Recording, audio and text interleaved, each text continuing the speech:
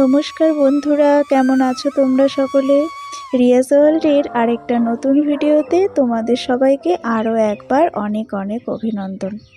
সকলেই অবশ্য নতুন বছরের শুভেচ্ছা তোমাদেরকে আগেই জানিয়ে দিয়েছে, তবে আমার একটুখানি জানাতে দেরি হয়ে গেল। যদিও আমি ছবি পোস্ট করে তোমাদেরকে হ্যাপি নিউ ইয়ারের শুভেচ্ছা আগেই জানিয়ে দিয়েছি, তবে ভিডিওর মাধ্যমে কিন্তু শুভেচ্ছাটা জানানো হয়নি।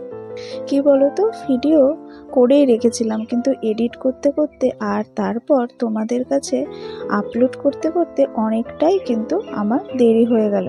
যাই হোক, সকলেই ক্ষমা করে দিও। তাহলে এখন আমি তোমাদেরকে নতুন বছরের শুভেচ্ছা জানিয়ে চলো আজকের দিনটা শুরু করি। আর নতুন বছরটা সকলেরই খুব ভালো থাকুক, সকলেই সুস্থ থাকুক আর ভালো থাকুক, এটাই কিন্তু আমি চাই। ওপরওয়ালা যেন সকলের মনোবাঞ্ছা পূরণ করে। 2024 শেষ হয়ে গিয়ে আবারও কিন্তু একটা নতুন বছর 2025 এসে গেল। তো নতুন বছর, নতুন একটা বছরে কিন্তু আমাদেরকেও নতুনভাবে বাঁচতে হবে, নতুনভাবে বাঁচতে শিখতে হবে।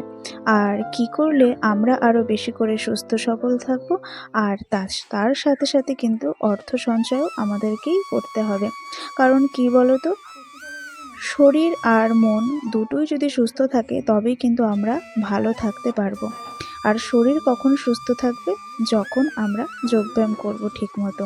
আর মন কিন্তু তখনই ভালো থাকবে যখন আমরা সুখ স্বাচ্ছন্দ্যে, অর্থাৎ আর্থিক দিক থেকে হোক বা মানসিক দিক থেকে হোক, সমস্ত দিক থেকে যখন আমরা সুখ স্বাচ্ছন্দ্যে থাকতে পারবো, তখনই কিন্তু আমরা সকলেই ভালো থাকব। তাই আজকে বন্ধুরা তোমাদেরকে এটাই আমি জানাবো যে নিজেকে ফিট রাখার সাথে সাথে কিভাবে আমরা সবাই অর্থ সঞ্চয় করে রাখব।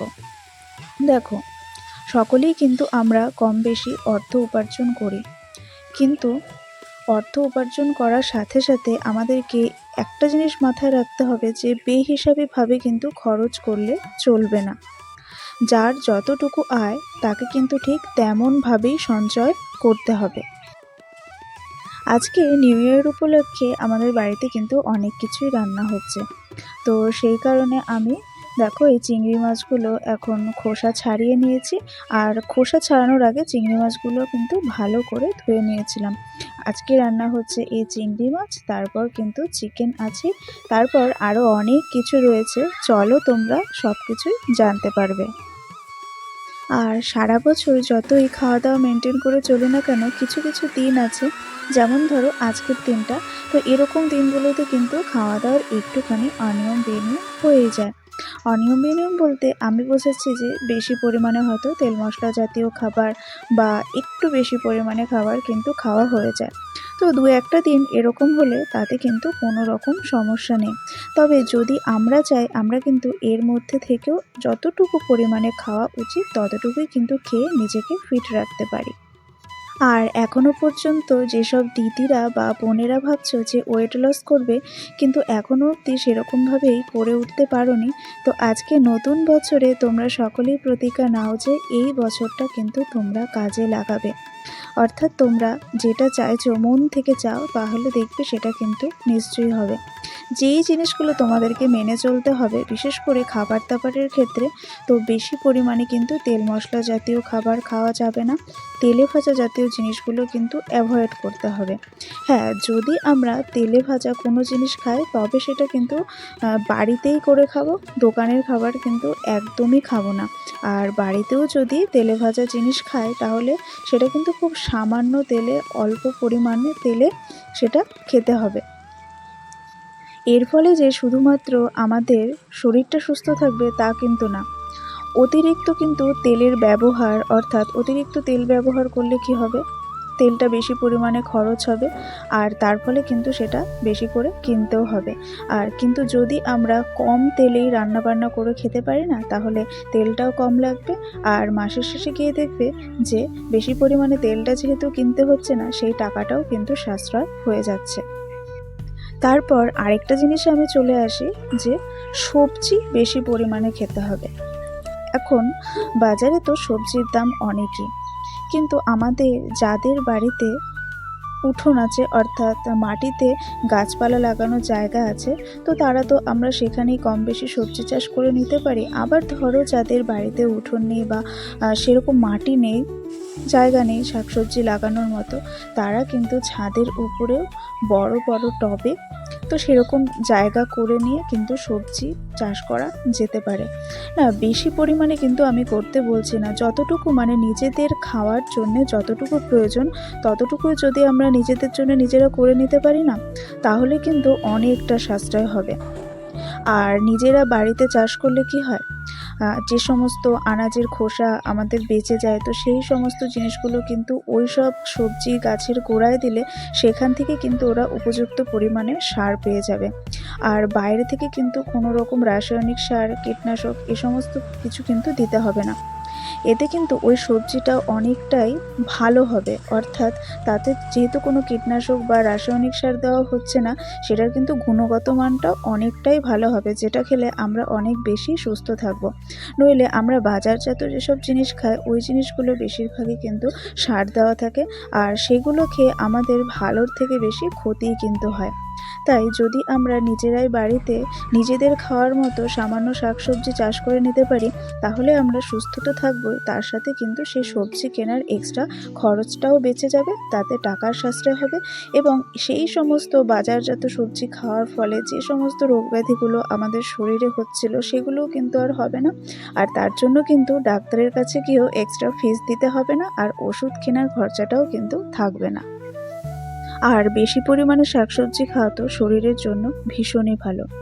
আমি এর আগের ভিডিওগুলোতেও বলেছি যে যতটা পরিমাণে আমরা ভাত বা রুটি নেব তার থেকে কিন্তু দ্বিগুণ পরিমাণে সবজি বা স্যালাড এগুলো রাখতে হবে।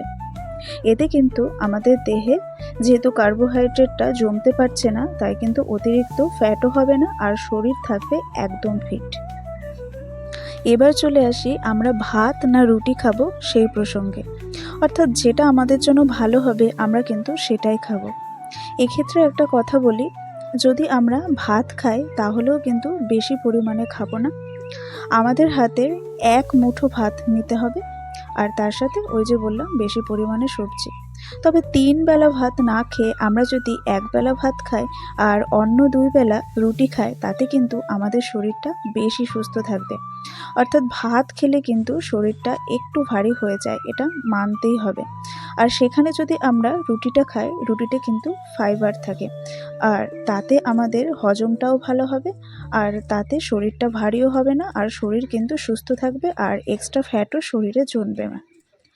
আর তার সাথে সাথে দেখো এদিক থেকে কিন্তু আমাদের টাকারও সাশ্রয় হবে। কেন বলো তো, বাজারে যদি চালের দাম হয় 50 টাকা কেজি, আর সেখানে কিন্তু আটার দাম 30 টাকা কেজি। তাহলে একবার ভেবে দেখো তো, আমরা যদি 3 বেলা ভাত খাই তাহলে যে পরিমাণ চাল খরচ হচ্ছে আর যে পরিমাণ চাল কিনতে হচ্ছে, সেখানে আমরা যদি দুবেলা করে রুটি খাই তাতে কিন্তু অনেকটাই টাকা পয়সার সাশ্রয় হবে। আরও একটা কথা বলার আছে যে আমরা কিন্তু ময়দা খাবো না, ময়দাটাকে যতটা পারবো এড়িয়ে চলবো। যদি আমরা লুচি খাই বা পরোটা খাই সেখানেও কিন্তু আটার ব্যবহার করতে হবে। আর এই ক্ষেত্রে লুচি বা পরোটা খাওয়ার ক্ষেত্রে একটা কথা বলবো, তেলে ভাজা জাতীয় জিনিস যেহেতু বেশি খাওয়া উচিত নয়, সেহেতু আমরা হালকা তেলে যতটা পারবো খাওয়ার চেষ্টা করব। আর খুব বেশি পরিমাণে না, ওই হয়তো মাসে একবার খেলাম, তাও হয়তো একটা থেকে দুটো, এইভাবে যদি মেনটেন করি না, তাহলে আমাদের শরীর যেমন সুস্থ থাকবে তার সাথে কিন্তু টাকা পয়সারও সাশ্রয় হবে। আর আটার তুলনায় ময়দার দাম কিন্তু অনেকটাই বেশি, তাই আটা খেলে তাতে যেমন শরীরে ফ্যাটও জমবে না, আর ময়দাও কিনতে হবে না। আটাটা দিয়ে আমরা কিন্তু রুটি, লুচি, পরোটা এসব খেতে পারি, এতে টাকার সাশ্রয়ও হবে। আর নতুন বছর উপলক্ষে আমাদের বাড়িতে আজ হচ্ছে পিঠে। এই পিঠেটাকে আমরা পাটিসাপটা বলি।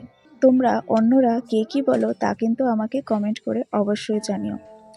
আমিও তাই মার সাথে সাথে একটু আধটু করে দিচ্ছিলাম, কারণ আমারও এগুলো শেখা উচিত। কারণ মা সবসময় করে দেওয়ার মতো হয়তো সামর্থ্য থাকবে না, বা আমারও তো ইচ্ছে করে যে আমিও করে বড়দেরকে খাওয়াই। তাই দেখো মা কিন্তু আমাকে শিখিয়ে দিচ্ছিল, আর আমিও কিন্তু সেইভাবে করছিলাম। যদিও প্রথমটা কিন্তু একটু বেশি কড়া ভাজা হয়ে গেছিলো, তো পরেরগুলো কিন্তু ভালোই হয়েছিল খেতে। পিঠে পুলি এগুলো কিন্তু খুব সুস্বাদু মুখরোচক জিনিস, এগুলো খেতে সবারই মন চায়। হ্যাঁ, তবে হয়তো কারো কারো খেতে অর্থাৎ অনেকে কিন্তু খেতে পছন্দও করে না। তবে আমি একটা কথা বলবো, এই সমস্ত পার্বণ আসলে একটা দুটো খাওয়া যেতেই পারে। আর একটা দুটো খেলে সেটা কিন্তু বেশি ফ্যাট কখনোই জমাবে না। অনেকেই ভাবতে পারে যে এগুলোতে অনেকটা পরিমাণে মিষ্টি থাকে, বা যেহেতু চালের গুঁড়ো ব্যবহার করে করা হয় তাই বেশি না খাওয়াই ভালো। হ্যাঁ, বেশি খাওয়া উচিত নয়, তবে একটা বা দুটো এই পার্বণ উপলক্ষে খাওয়া যেতেই পারে। তাতে কিন্তু কোনো রকম সমস্যা হয় না। আর এই দেখো সমস্ত পিঠেগুলো কিন্তু এখন রেডি হয়ে গেছে, আর খেতেও কিন্তু দারুণ সুস্বাদু হয়েছিল। আর অনেক কথাই আজকে তোমাদেরকে বলে ফেললাম, যদি কিছু ভুল বলে থাকি বন্ধুরা আমাকে ক্ষমা করে দিও তোমরা সকলে। আর এখন দেখো আমাদের রাতের খাবার খাওয়া হয়ে গেছে, আমি বাসন কোসনগুলো মেজে নিচ্ছি, আর কিচেন সেটটাও পরিষ্কার করে রাখবো, তার সাথে ডিনার টেবিল সমস্ত কিছু পরিষ্কার পরিচ্ছন্ন করে তারপর একটুখানি রেস্ট নিয়ে তারপর যাব কিন্তু ঘুমোতে। তাহলে আজকের ভিডিওটা আমি এখানেই শেষ করলাম। আবারও বলছি, সকলের নতুন বছরটা খুব ভালো কাটুক, সকলেই ভালো থেকো, সুস্থ থেকো। ভিডিওটা ভালো লাগলে সাবস্ক্রাইব